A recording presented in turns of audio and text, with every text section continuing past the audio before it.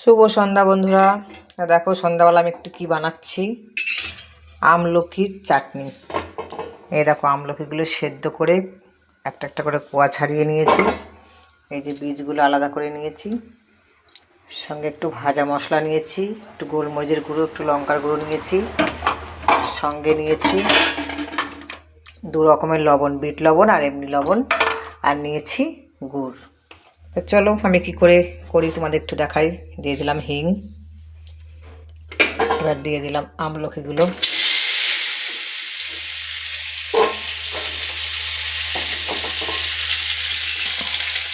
বেশিক্ষণ নাড়াচাড়া করবো না, হালকা একটু নাড়াচাড়া করবো।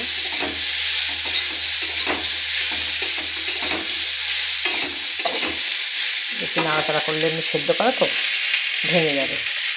এই দিয়ে দিলাম লবণ, 2 রকম লবণ আছে এর মধ্যে।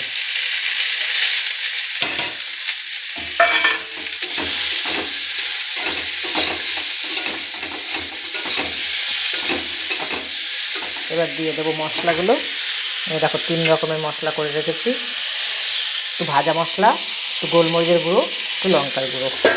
এর মধ্যে আর কোনো মশলা চলবে না, শুধু এই মশলাই দেবো।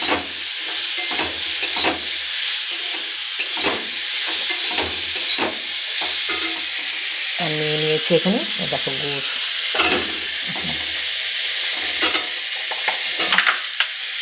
গুড়টা আটকে রয়েছে।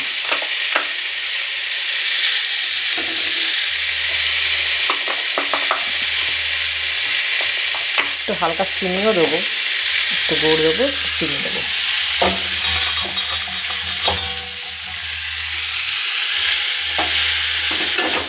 বেশি মিষ্টি করবো না, একটু টক টক মিষ্টি মিষ্টি করবো।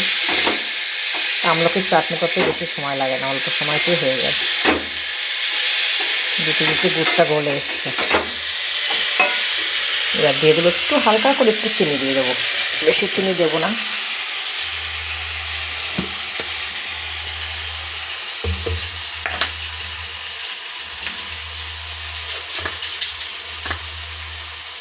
যেহেতু গুড় দিয়েছি অনেকখানি, চিনিটা অল্প একটু দেবো। দিয়ে দিলাম একটু চিনি, এর মধ্যে আর কিচ্ছু দেবো না। আর নামানোর সময় একটু লেবুর রস দেবো। গুড়টা দিতে দিতে গলে গেছে।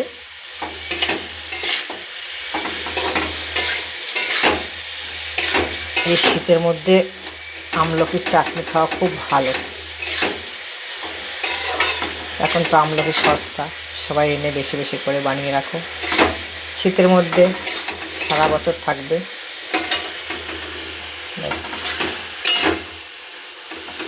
আমলকিটা আস্তে আস্তেই রাখবো, সেদ্ধ হয়ে গেছে, আর বেশিক্ষণ লাগবে না, আর হয়তো 2-3 মিনিট লাগবে, তাহলেই হয়ে গেল আমার আমলকির চাটনি। টাটা বন্ধুরা।